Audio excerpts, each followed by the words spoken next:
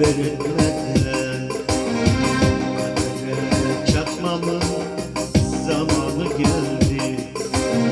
Sevgilim terk etmiş haber etmeden kadere çatmamın zamanı geldi. Ziyan oldu ömrüm bir gün gülmeden kadere çatmanın zamanı geldi. Ziyan oldu ömrüm bir gün gülmeden kadere çatmanın zamanı geldi.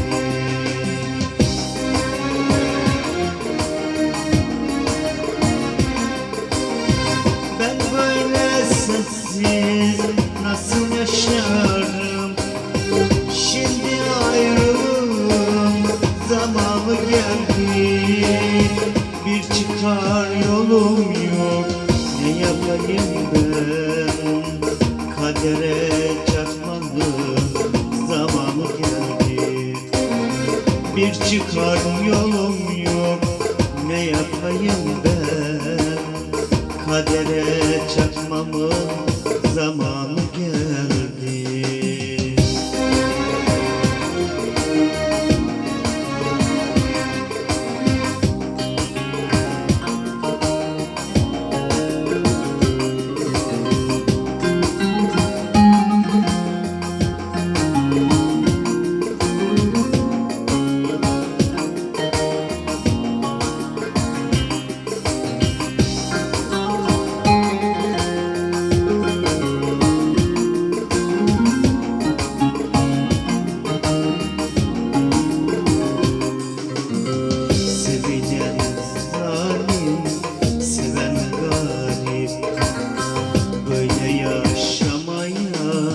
Kalmadı halim, neyim varsa benim hep seni alın.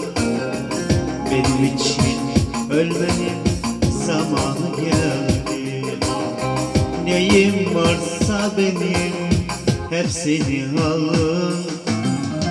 Benim için ölmenin zamanı geldi.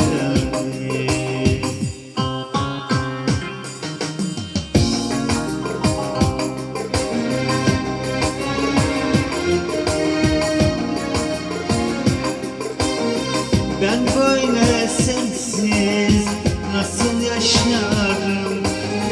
Şimdi ağlamanın zamanı geldi. Bir çıkar yolum yok, ne yapayım ben? Kadere çatmanın zamanı geldi. Bir çıkar yolum yok, ne yapayım ben? Kadere çatmanın zamanı geldi. Kadere çatmanın zamanı geldi.